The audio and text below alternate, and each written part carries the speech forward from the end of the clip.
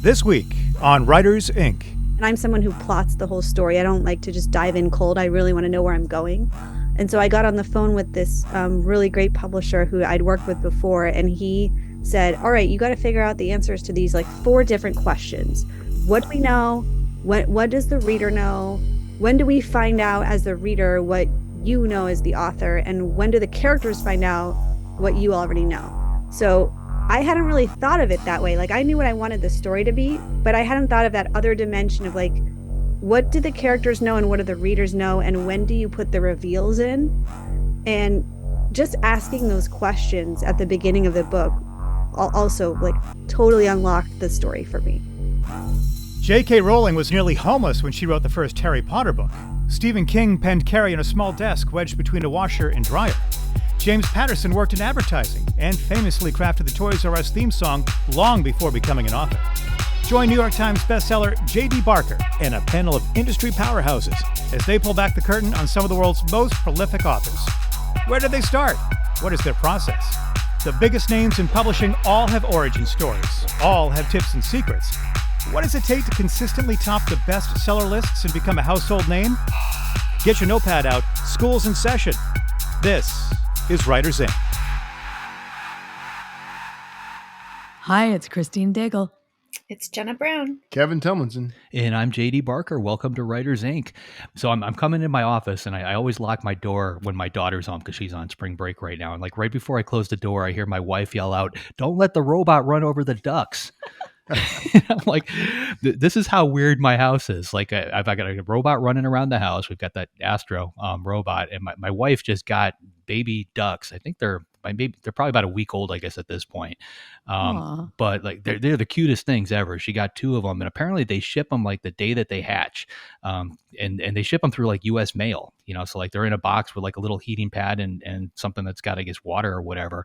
But I guess right after ducks hatch, they don't eat for a couple of days because they just kind of got their fill on the egg that they were coming out of. So it's like this little safe period where they can ship them. But like they've taken to my daughter. So like my daughter like put them on the floor and they'll just run and chase her around the house, like anywhere she goes. Like she's, I guess, their mama duck. So like I just keep imprinted. Yeah, Ducks they do imprinted. that. Ducks imprint. Is that what it's called? It's funny because I'll see my daughter like whip past my door, and then all of a sudden these 2 tiny little ducks with like their flippers just flapping, and they're just and they're fast, for like a week old or whatever. Yeah, but I live in a very weird house. Speaking of weird, and this is a medical question, feel free not to chime in if you don't want to, but do you guys have any kind of issues with glucose, like blood sugar? Yeah, I do a little. No. Well, my son is type 1 diabetic, so he has major issues, so I can talk on that a bit. Yes, my A1C level was a little high on my last blood test. It was 6.1. So I got a glucose meter, one of the kind you can, it's basically on my arm, and I get real-time readings that pop up on my phone. And it is insanely telling to have something like that, where you can basically eat a meal or drink something and then immediately see what it does to your blood glucose. And normally I eat fairly healthy, but like today I was in a hurry, so I had Hot Pockets, which like they're in the freezer, like my emergency lunch or dinner or whatever.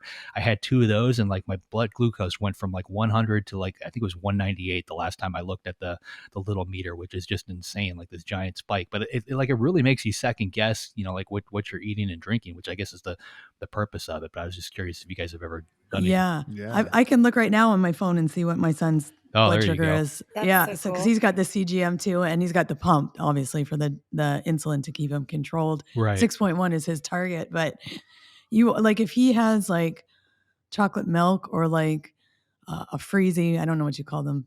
We call them freezies here. Yeah. But you just watch the blood sugar just Like an icy spikes, and then sometimes it'll dip low. man. Like it'll do that spike and crash, so you can see it in real time, and it's Have you heard of the glucose goddess?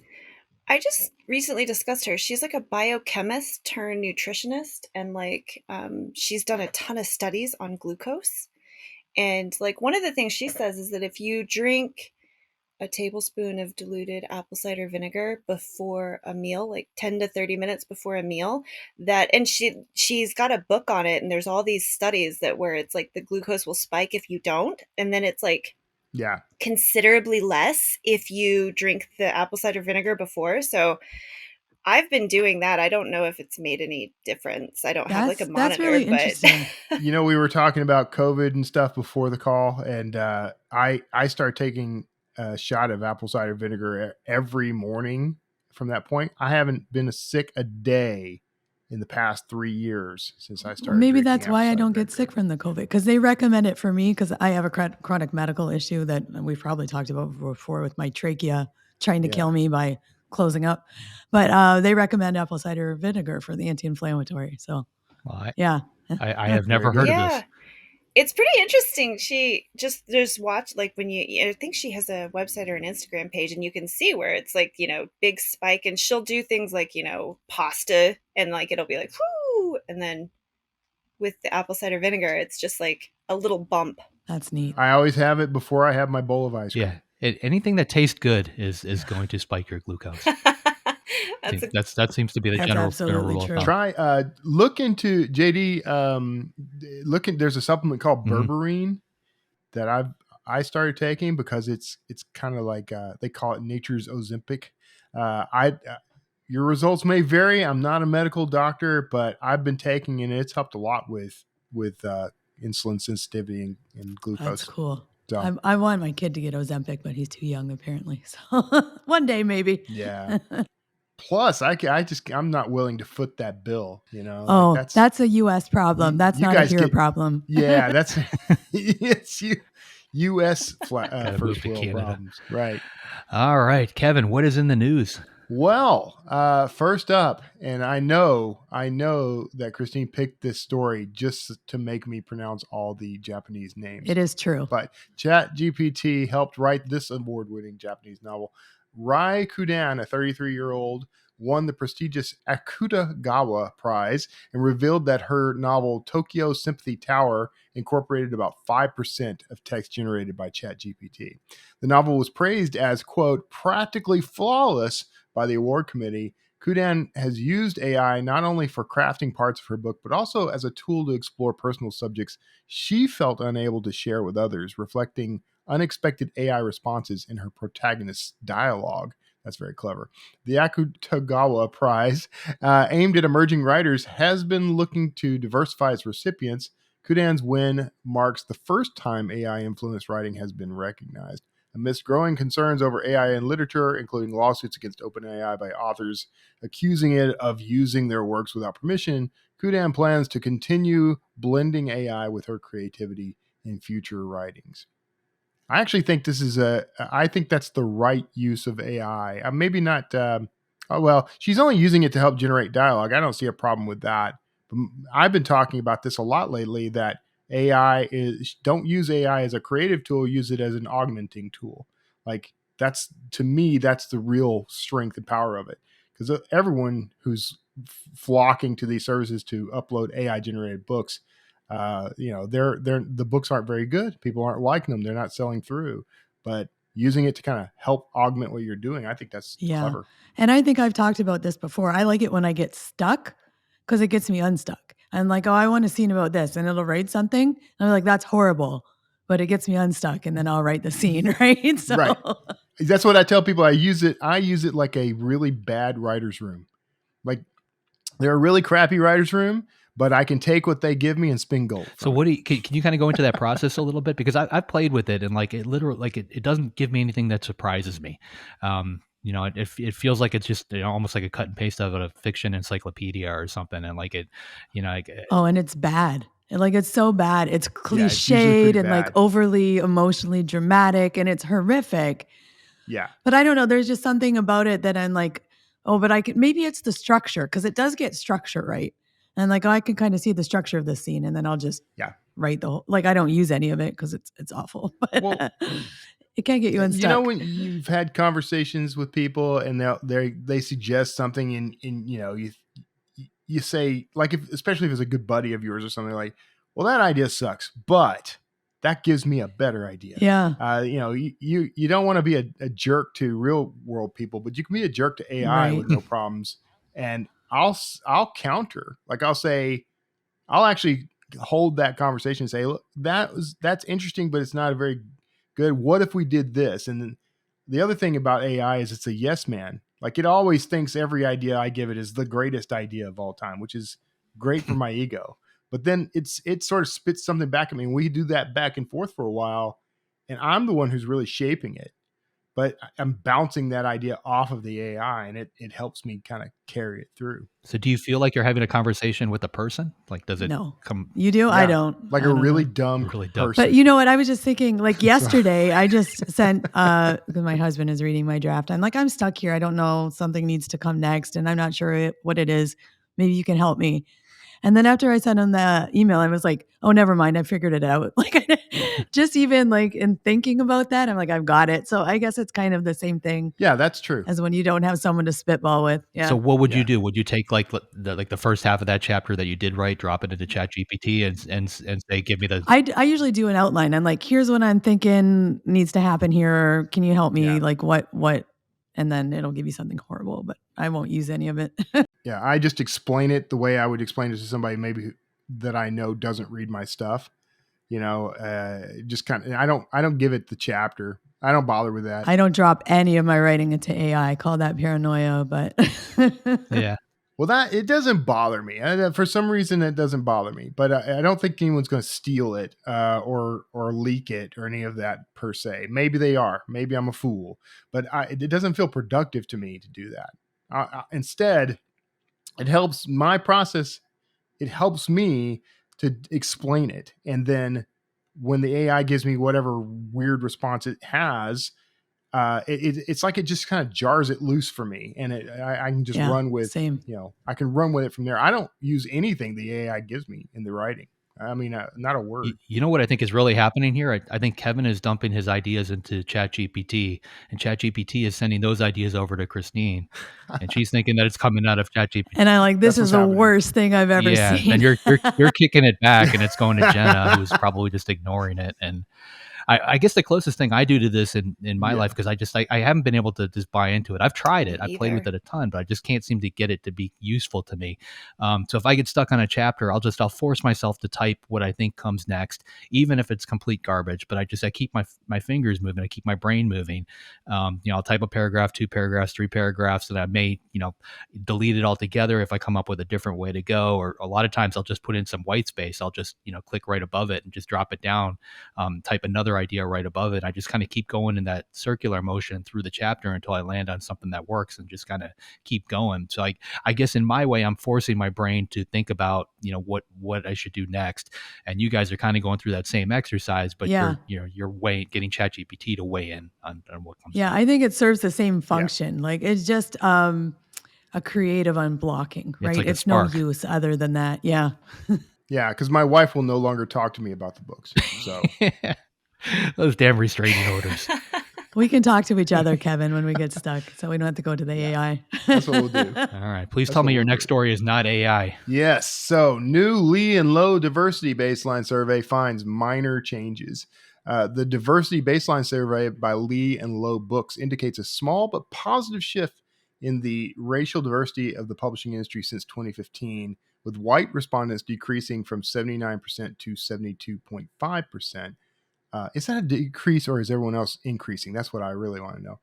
The survey highlights significant growth in biracial, multiracial representation, rising to 8.3% in 2023 from 3% in 2019, and a stable presence of Black and Asian respondents within the industry. A broader participant pool for the survey might have influenced these changes, along with a potential shift in hiring practices aimed at enhancing diversity, equity, and inclusion. Gender diversity in publishing remains predominantly women, though the survey noted a slight decrease in their representation. There's a call for publishers to be inclusive of gender fluid, non-binary, and gender queer stories, reflecting the small but present demographic in the industry. The rate of disabled individuals in the industry has increased to 16.5% in 2023 from 11% in 2019, indicating progress toward inclusivity. And progress is good. But I do have that question, by the way. Slow gains, but better than no gains. Yeah. But I do want to know, though, is it actually that white respondents are decreasing from that 79 to 72.5%? Or is it just that, or is it more accurate to say that other races are increasing and it's reduced that percentage? That's a good question. Since I didn't read the article, I don't know. I don't think it covered that. So yeah. Yeah, because one would be bad. I think the decrease is bad. My personal opinion. But increases are good. So if it's that we're gaining more diversity, that's good. But if we're gaining that at the cost of losing a group, even regardless of how you may feel about this topic, but if you're losing one group in order to inflate the numbers of another, that to me seems like a bad direction. I want to see everybody. I want to see more stats. Like whenever I see stats, I want to create a spreadsheet and like add more numbers to it. So like I'm looking at this and like this is the industry. So I'm wondering if this is in parallel with like the buying public. So if you were to take the books that are being bought and sold over the course of a year, like are these changes identical or on par or basically tracking with the industry? So as diversity increases in the publishing, the people that are hired, like are we seeing that same diversity increase in the books that are coming out and the books that are being bought? That just makes me curious, like where if it's playing through, I guess, all the way. Yeah. I'd also like to know how much influence this has over buying habits. Like, are people buying more books because they're increasing the diversity? Like that's a question that needs to be explored. Because frankly, I don't know the race and sometimes don't even know the gender of the authors I buy. I mean, I'm buying titles people recommend to me or whatever. I don't always know who wrote it until I've bought it. So I'm not necessarily. I think that might be somewhat genre dependent too. Maybe not, but I read a lot of fantasy. And when I started reading fantasy, it was very Eurocentric Western fantasy. And it's not like that now. Lots of different cultures, lots of different sexual orientations. So I am definitely seeing my reading diversify from a very white Western perspective. Yeah.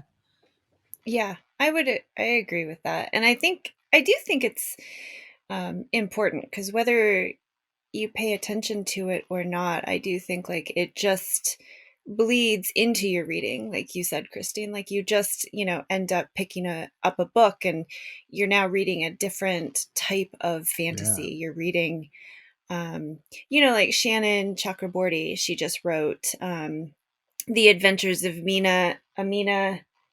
Oh, I don't, what is it?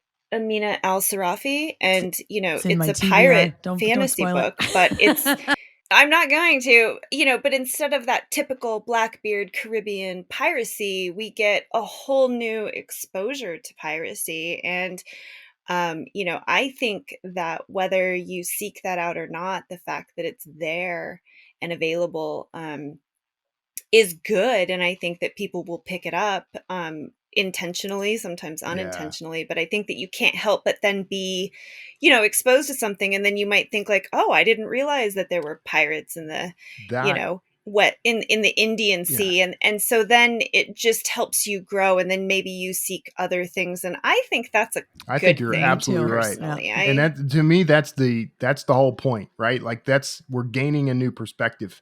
And it really, it's almost like we need to do sort of a Pepsi challenge on the whole thing. Like I almost don't want to know any demographic information about the writer that I'm reading. I want a good story. I want something that moves me and influences me. And I don't want to have to care or consider what their demographic background is. I want to come out of that changed, but not necessarily because, I just read this Black, gay, female author, whatever. I don't want that to be the thing that, I don't want it to be an artificial change. I want to read that and be changed by what I read. That perspective is new to me and I want that to change me. That's the way I feel about it. I do think there's a little bit of value though, and sometimes as a white woman, I know that it can be, easy to forget.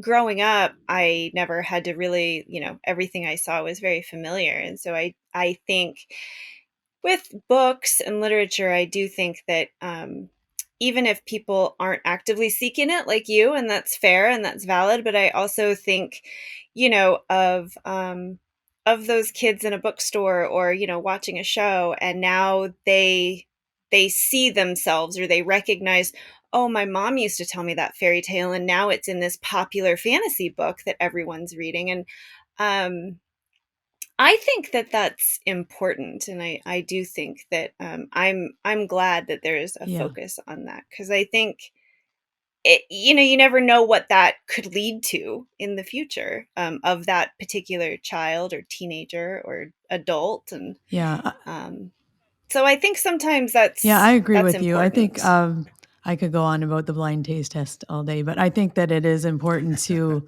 not do that for various reasons, and to have visibility of people whose voices have traditionally been marginalized. But I could go on a diatribe about that for hours, so I will let you go on to the next topic. Me too. Well, instead of that diatribe, let's move to the next story. Neil Gaiman auctions off items from comic art collection. Author Neil Gaiman will sell a number of items from his personal collection of comics and comic art through a sale at Heritage Auctions. The auction is now open for bidding and will culminate in a live auction on March 14th. With Gaiman in attendance. A portion of the proceeds will benefit the Hero Initiative, which provides medical and financial assistance to veteran comic creators, writers, and artists in need. Some of the proceeds will also go to the Authors League Fund. In addition, Gaiman will share some of the proceeds with the living artists behind each sold item. That's a pretty. Have cool any of you guys move, looked at what's actually on the list yet? Glad to see that. I meant to click through, but I haven't. I have, and Not it's yet. very dangerous. I have to stay off there because I want to buy stuff. I will give you $1 American for this original Sandman art. Yeah, and you know that, and like some of them are not bad right now. I'm like, what? This little thing is only $25, but on the day, I've done auctions before, and what happens is it's insanity to the last second, and the bids go up and up and up. So you kind of have to be willing to drop some cash to get some of those things. Well, that's a tactic, right? I mean, my wife does it when she's selling houses. Like, you price low because you want to get a bunch of different bids coming in all at once. Like, a lot of people are going in there on a certain budget, and they're like, oh, okay, here are the things I can currently afford, and like everybody is looking at those particular things. So when they ring that bell, 100 people will jump on them all at once. I love collecting stuff like this, which is one of the reasons why I haven't clicked on the link, because I am running out of shelf space. But I love collectible books.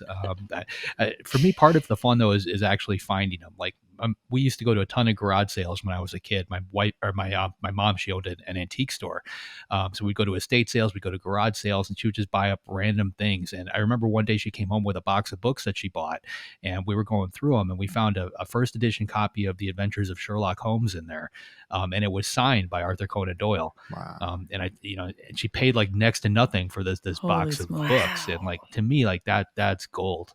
And I found similar books to that, like in the back of used bookstores. A lot of times a book comes in and it looks ratty, like they don't realize quite what it is. They just shelf it in alphabetical order, and it gets forgotten. But like, I've picked up a couple of books that are worth substantial money just because somebody else didn't realize what they had. But that hunt, like that's the fun part for me, like stumbling into something, finding it. So auctions are cool, but like, it's somebody's already done the work for you. Yeah, I do. I love going to used bookstores and finding books that are cool. Like, I was sharing some with Jenna this week. I found some really cool editions that were like publishers' copies of illustrated and signed George R.R. Martin. It was like, I'm like, I want that. Shout out to Don Treader in Ann Arbor. But yeah, what I love about this auction is that the benefits are going to writers and artists in need. So I think that's really awesome. Yeah. This episode is brought to you by AutoCrit. One of the most value-packed memberships for any author, AutoCrit brings you an amazing suite of tools that make it a breeze to plan, write, and edit your books all in one place. AutoCrit takes you far above standard grammar checking or cookie cutter guidance. Instead, it's like having an experienced editor in your genre watching over your shoulder to help you deliver great writing that keeps your audience trapped in the story. You can even compare your writing style to more than 100 best-selling authors right down to the word level, so you can see what the best in the business do to keep their storytelling clean, clear, and crisp. Listeners of the Writers Inc. podcast can now take advantage of lifetime membership for one single fee. That's right, no renewal fees. Hi, this is JD Barker. I've used AutoCrit for years, and not only has it improved my writing, but it's been a crucial tool with aspiring authors that I've mentored. Whether you're a seasoned pro or just beginning, it'll help you find your weak spots and weed them out. Give it a shot with your latest project. Trust me, your editor will thank you. Head to autocrit.com/JD to get your lifetime membership. Big thanks to AutoCrit for sponsoring the show. All right. And with that, JD, who is up this week? This week, we've got Kira Peikoff. She's the author of Mother Knows Best, Living Proof, No Time to Die and Die Again Tomorrow. She has a degree in journalism from New York University and a master in bioethics from Columbia. Her latest novel is called Baby X and tackles bioethics. It releases March 5th. This one's a lot of fun. Here she is, Kira Peikoff. All right, Kira Peikoff. Growing up as the daughter of an objectivist scholar and a psychotherapist, in what ways have your parents' professions and philosophies influenced your storytelling and thematic choices in your novels? Oh, okay. Interesting question. I don't know that I've been asked that one before, but reflecting on my childhood, it was very literary. I always had books around the house. My dad is the heir to a famous author. My mom is a huge literature fan. And so I was just always brought up with a love of reading and fiction, characters. And I'm also an only child. So I always turn to books for companionship. As far as my parents' professions, I don't know that they had a direct impact on that, but rather more the aspect of growing up with in a house that truly prized and respected authors and storytelling. That's awesome. And you started a career in journalism. And I can see how there's sort of this thread with how you grew up and how we move into journalism. What motivated that transition from journalism to fiction writing? And how did that background and all that knowledge that you gained in journalism influence crafting these thrillers and these works? So actually, it was the reverse. I first wanted to be a fiction writer and eventually figured out that I could learn how to write by studying journalism. But I always wanted to write fiction from the time I was a little kid. I would come home and write stories. I always had ideas for books from like middle school onward, but never truly attempted to write a book. And then when I got to college, I thought I was going to be an English major. I tried a few classes in that, and it was just not what I was really looking for. I think I wanted to just figure out how to be a good writer and storyteller. So I transitioned into this journalism program at NYU, which was phenomenal. And it was all taught by working journalists who were adjunct professors. And it was all about how to write concisely and directly and engage your readers and get your story out there in a compelling and persuasive way with a lot of evidence behind it and elevating different types of voices and just meeting all kinds of people. I'll never forget, for example, like one of our assignments for journalism school was to go to Grand Central Station and just observe people walking by in the train station and like note as many details as you could about the environment and about the characters that you were seeing. And that kind of thing was just such an amazing preparation for being a fiction writer, just to really open your eyes to the world. And then, of course, to interview lots of different types of people and hear their stories as well. So I think that there's really no better preparation for a novelist than to work in journalism, which was to do. Yeah. And also, I saw when looking up your history that you also delved into bioethics, which it sounds like this aspect of journalism and this observation really forked a path, but in like a complementary way. And I'm curious how that degree in bioethics impacts your writing, especially talking about this newest novel, Baby X, and how we have some very interesting bioethics immersed in that piece. Yeah, definitely. So I didn't really get into science that much until I was in college. I always thought of myself as this writing book person, and they shouldn't really be seen as two different things. I don't really, with my own kids, for example, I don't want to say like, well, you're the language arts person and you're the science person, which I think is a tendency that people have to categorize others that way. And I think it's a false dichotomy. So I discovered biotechnology in college when I took a class on the intro to biological sciences. And I was just absolutely fascinated by what was possible and the ingenious ways of bringing about these new ways to treat disease and to even enhance people and to do all kinds of interesting things through genetics that was really only becoming possible at that time when I went to college in the early 2000s. And so after I graduated, I decided to pursue this a few years after I graduated. I wanted to study more about the intersection of science and society. Like, how will society deal with some of these novel technologies, and how should they, and who should make those decisions? And like, how will we make sure they're implemented in the right ways, but not, kind of turned off too quickly because of fear, but also not like exploited and given total free reign. So there's just so many questions about it. And it, in some ways, it merges my background in like having grown up with a philosopher, with, the novelist in me that wants to really understand like why people are the way they are and why we want the things we want. And maybe that's some of the psychology aspect that my mom has always, done in her career. So bioethics just became my focus once I discovered that this was a real field that exists with a discipline, with, standards and a whole text of thought behind it. And I was actually one of the first classes to graduate Columbia, which had started a master's in bioethics program a few years before I joined it. And it was absolutely amazing. I mean, I couldn't have been exposed to more novel ideas and like intellectual legacy than I was there. Everything from like neuroscience to law to history, philosophy. It was like very interdisciplinary. And that's actually that's a long-winded way of saying that's where I got the idea for Baby X, was in grad school, because that's where I first learned about the technology called IVG that's featured in the book. Mm-hmm. So I'll just pause there and see if you want to go into that a little bit more. I honestly could go into all of this for forever. I have a background in biochemistry, and obviously like this I'm like, please tell me everything that you want to. You can nerd out here. I love that. So you're also not like a book or a science person. You're both. Yeah, I'm both, which when you said that, I was like, you're absolutely correct. I think that there are a lot of us that really see this ability to expand on our writing craft within the science field and really bring people into that aspect, or teach them almost in one way or another. So that's why I really love Baby X, and I really want to hear more about this IVG because of how it approaches science. Yeah. So IVG, for those who haven't heard of it, and when I first learned about it about 10 years ago, it was totally off the radar. Like nobody had ever heard of this, basically.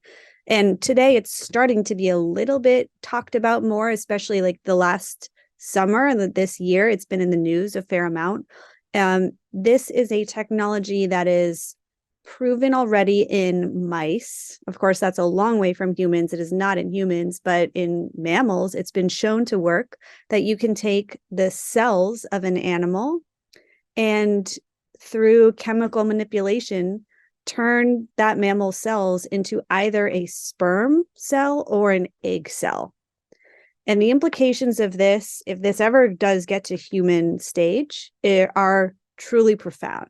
It would mean that literally anyone could become a parent biologically. So it doesn't matter how old you are, mm-hmm. what your gender or sex is, what your sexuality is, what your fertility status is.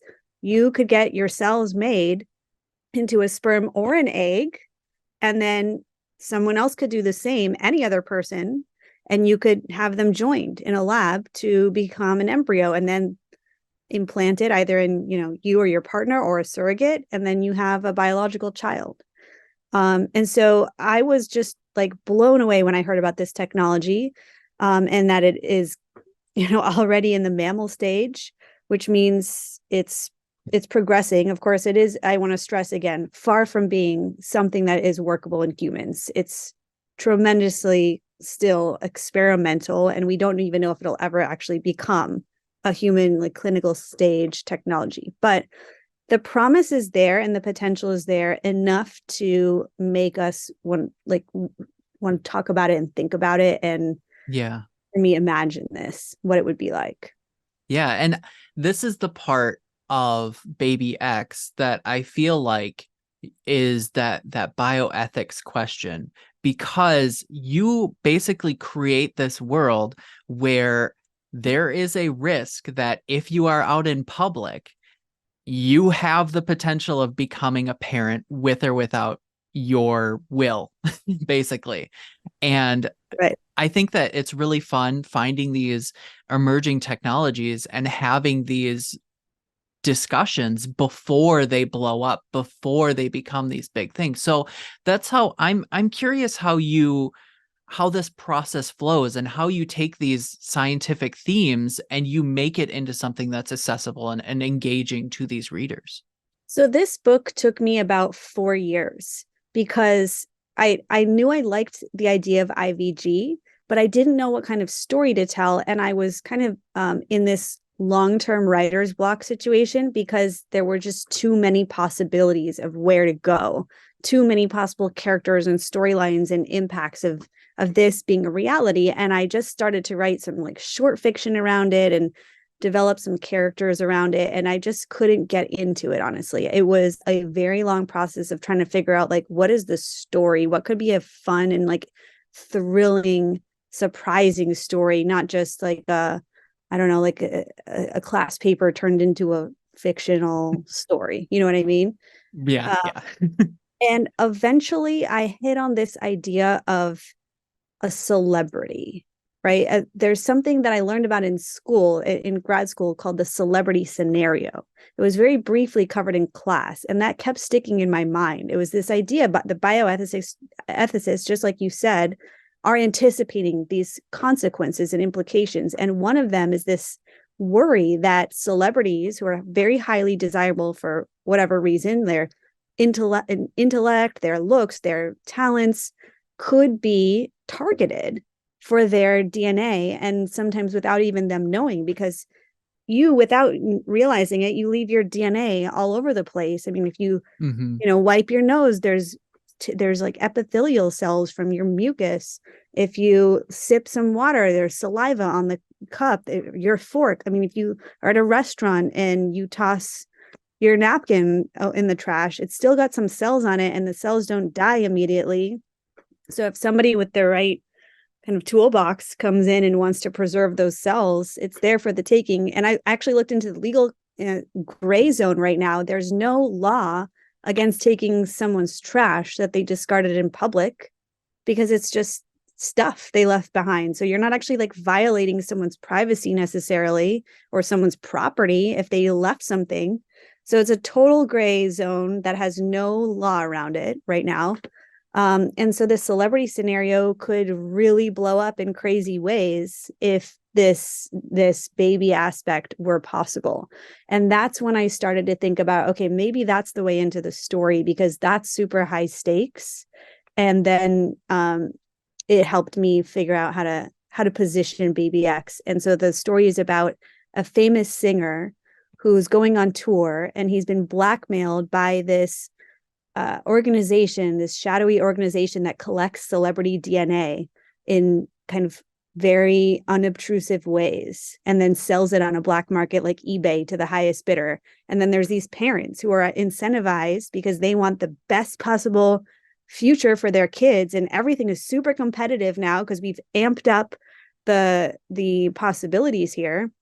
So there's this thriving black market for celebrity DNA and their sperm or egg cells.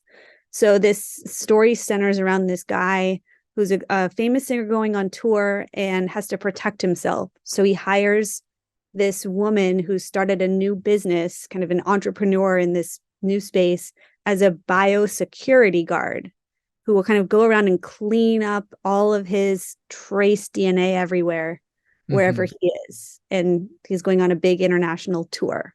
So that's kind of the premise where I started. Yeah, it was a really enjoyable read. And I could geek out about all of this stuff. But I do want to talk a little bit about some of the process in writing. And you had mentioned that you had this sort of like writer's block.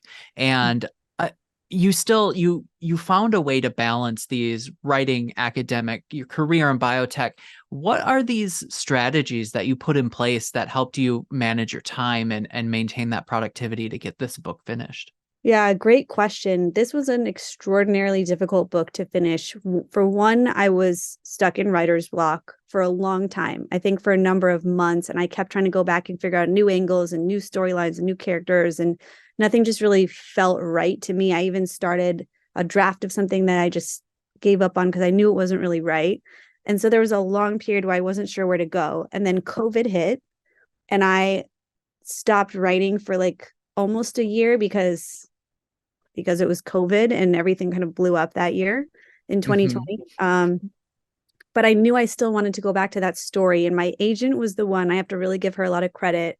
My agent, Erica Silverman at Trident, she said to me in 2021, she's like, I know you have something there. I know there's an idea in there, but you have to go back and figure out what it is because I don't want you to give up on this. This was like 2 years after I first started trying to write this book.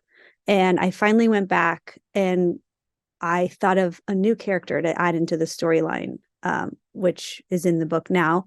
And it kind of unlocked the whole thing for me. So as far as a concrete strategy for other writers, I don't know if it's just some lucky mixture of like time passing, coming back with fresh eyes, trying different perspectives, and not being totally married to everything you've already done.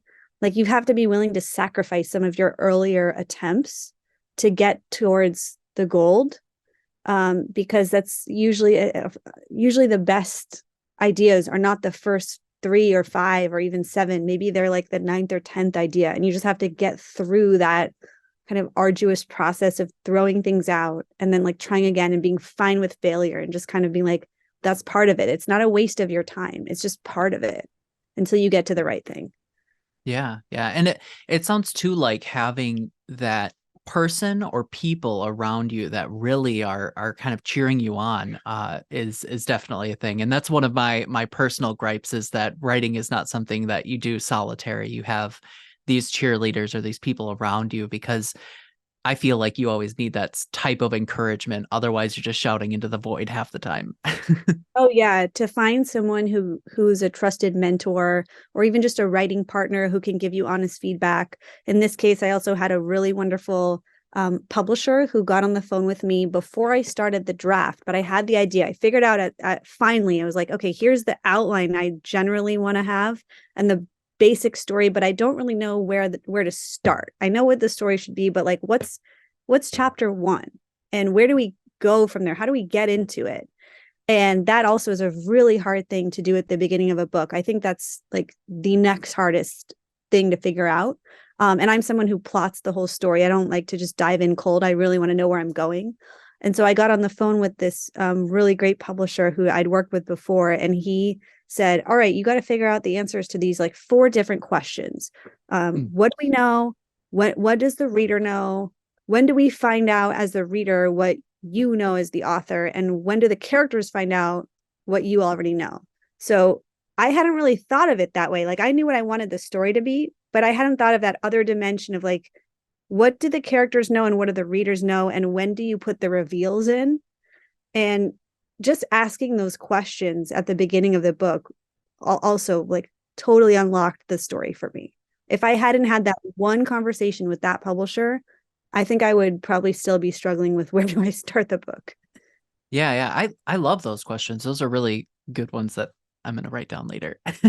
But you did mention that you're an outliner, and I know that it took some time to kind of to delve into what IBG is and really understand that. But I'm curious from a standpoint as someone who's a plotter, like what was the level of research that you gathered for this? Where did you tell yourself to stop for this?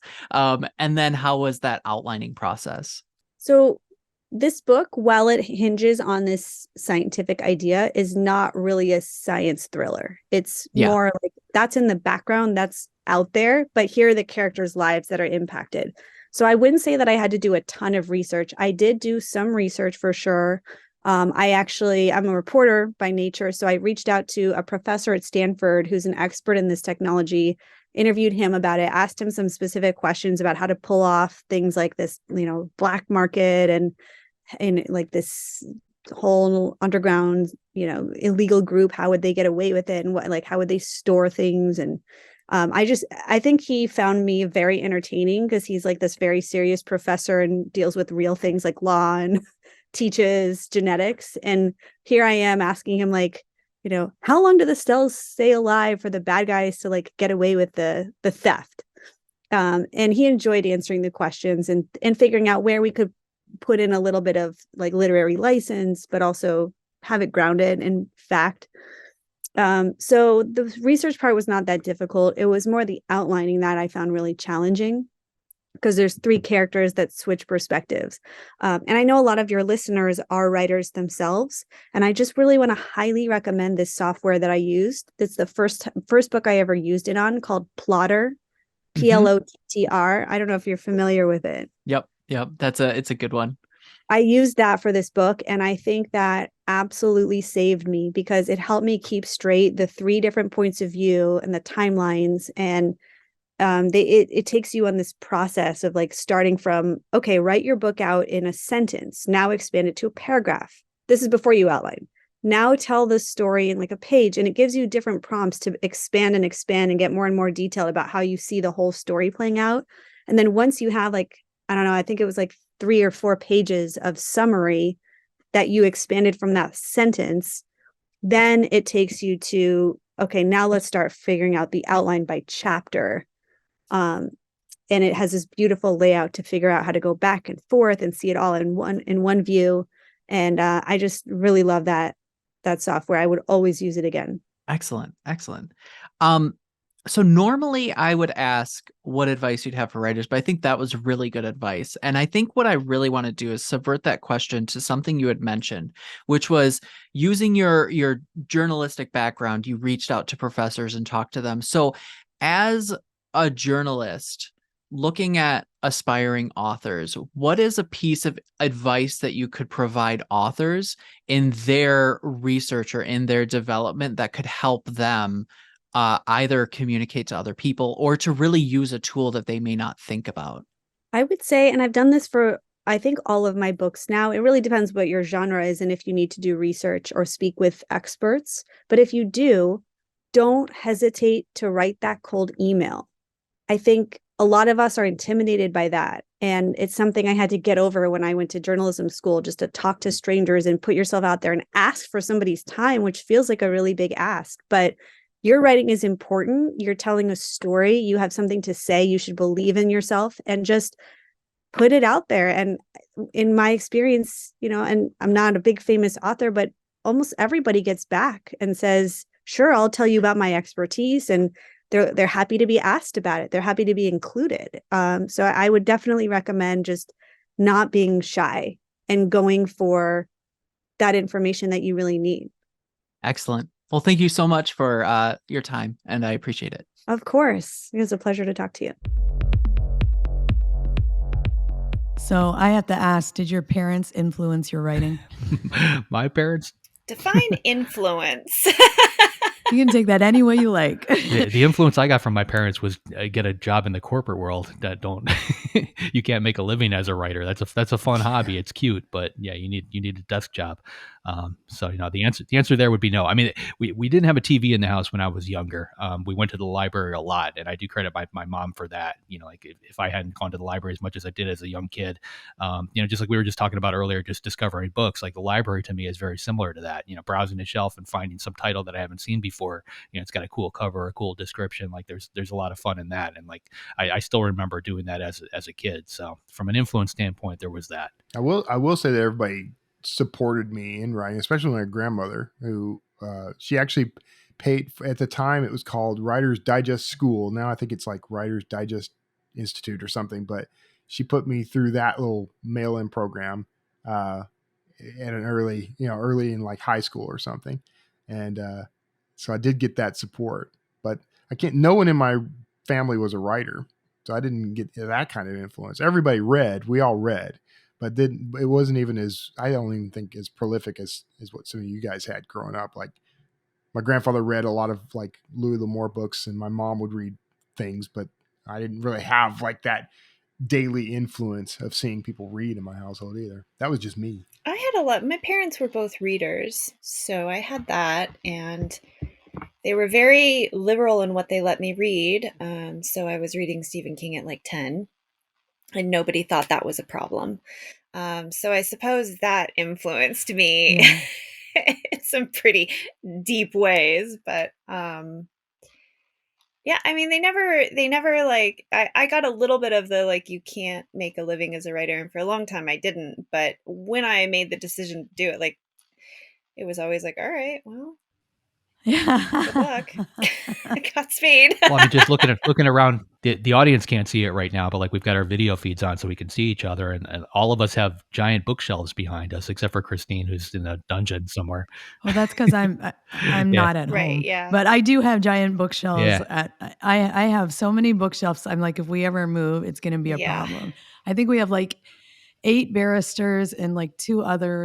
I have at least 12 bookshelves in my house, so it's bad. You're not even seeing half of it. Yeah, so I imagine a child in that environment growing up with, surrounded by books, that's a big thing too. Like we didn't have books in the house. Like we borrowed them from the library, we brought them back, but like I had a tiny little bookshelf in my room that had maybe 5-6 titles on it.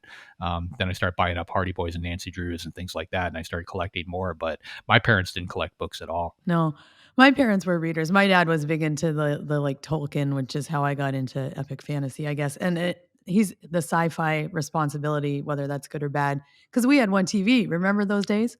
And if I wanted to watch TV, it was Star Trek or it was Scientific American Frontiers. It was whatever my dad was watching. But also, I think we've talked about my dad. I'm a preacher's kid, as you know. So my household was very strict. There was no MTV. There was no movies that weren't PG. So of course I gravitated towards horror and heavy metal. So I can also thank my dad for that. So there you go.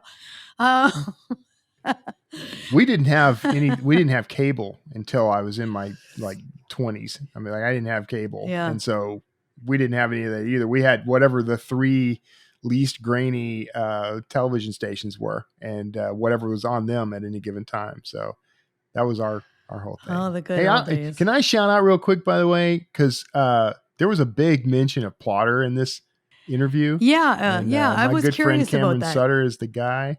Yeah, so I want to shout out to Cameron.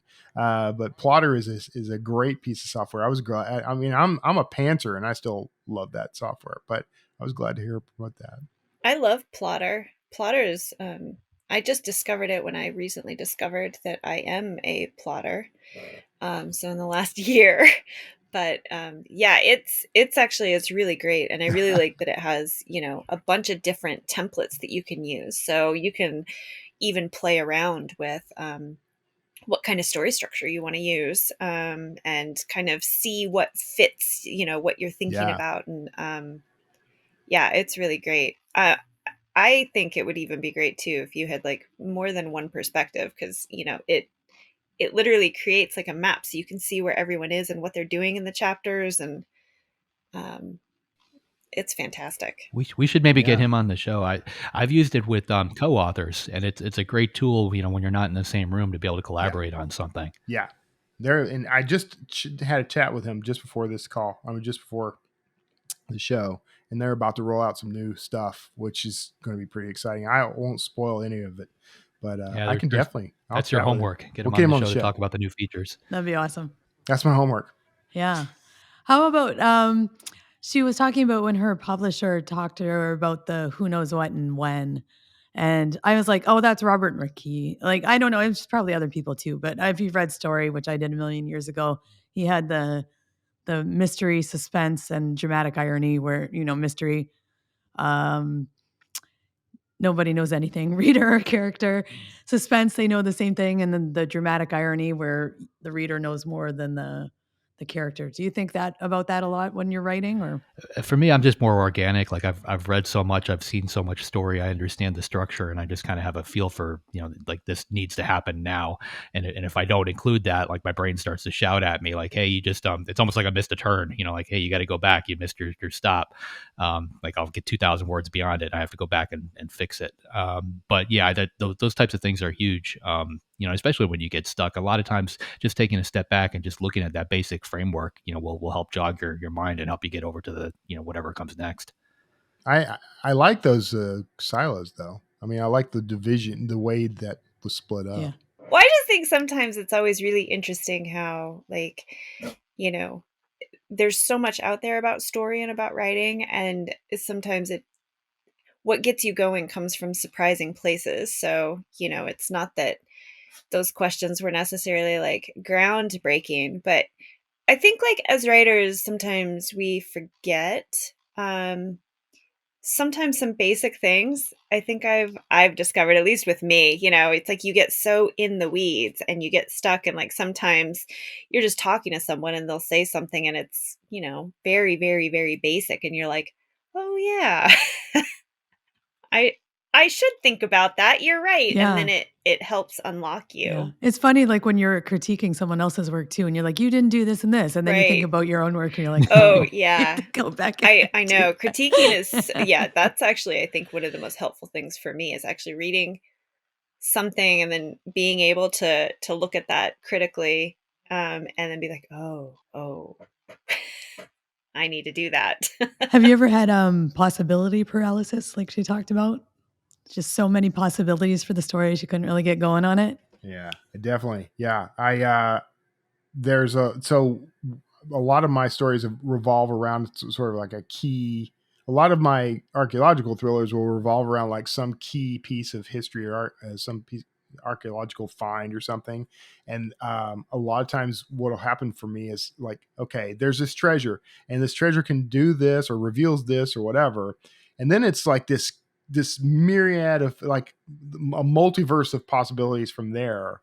And I have to only pick one.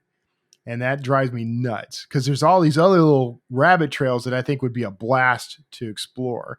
But I have to pick and stay on this one path. It's choose your own adventure, right? Crazy. Remember those books? Yeah. Yeah.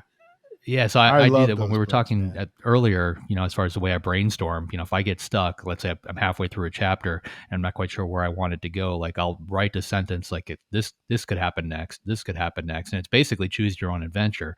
And then I'll expand on each of those until one of them kind of, takes flight and feels like the right way to go. Yeah, I think it's important. I think just to keep the brain moving. I think you throw those ideas out there, rather than just walking away. Sometimes it helps. Yeah.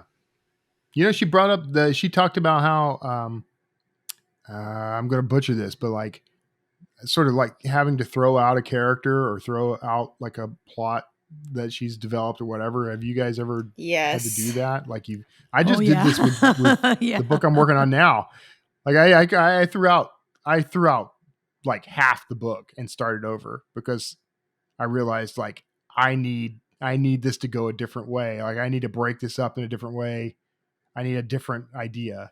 And I've never done that before. Did you feel you went off, like I just mentioned, like taking a wrong turn, like at one point, did you feel like you were going off in the wrong direction? And like, did that intensify? Because that's how it feels for me. Like I'll like this doesn't quite feel right, but I'll keep writing it anyway. And I get a couple thousand words in or 10,000 words in. And like, I know I've went the wrong direction. And like, I know exactly where that started, you know, because I look at Scrivener and I can say, well, it started here and I know what I have to delete. But I think your subconscious to a large extent, is one step ahead of you when it comes to that kind of thing. Like your brain is telling you that something's wrong. It knows where it went wrong. And at some point you just have to agree to it and stop ignoring it. Yeah. I think for me, I was trying to cram in, I had these ideas and I was going to make those ideas fit no matter what. And that's where it all went left turn for me. And that's kind of the problem with outlining too, right? Because I do that too. I outline and I won't tell you how many times my beginning and my ending aren't the same as what I've outlined. And I just had that happen not that long ago. It's like, this is really boring, so I'm going to blow something big up. I don't know, but that worked. There you go. The Christine method. This is boring. Blow something up. Yeah. A man with a gun at the door, right? Isn't that what you do when something's boring? I did an interview yesterday where we were talking about the whole plotter and pantser thing. And what it basically comes down to for me is if I'm pantsing a novel, I'm using all my brain power to figure out what comes next, what comes next. And if you plot out the book ahead of time, you're using that same brain power to figure, not to figure out what comes next, but like how to make what comes next better because you already know what's coming next. So you can tweak it. So I think the outline is a fantastic framework framework to have, but you shouldn't be married to it on any level. Like if you come up with a better idea, which you more than likely will, there's nothing wrong with running with it. Absolutely. So go explode some stuff. Yeah. And on that, JD, who is up next week? Next week, we've got Audrey Wilson. Audrey is the Emmy-nominated award-winning screenwriter and author of the bestseller Wrong Girl, Wrong. Her latest book is called Only Human, and she's going to cover everything for us from query letters to adapting your novel for film and television. You won't want to miss it. Audrey Wilson. Awesome. Sounds great. If you'd like to be notified as soon as new episodes publish, make sure you go to writersincpodcast.com and sign up now. We'll see you next episode and have a great week of writing. Thanks for listening to this episode of Writers Inc. Access the show notes and leave a comment at writersincpodcast.com.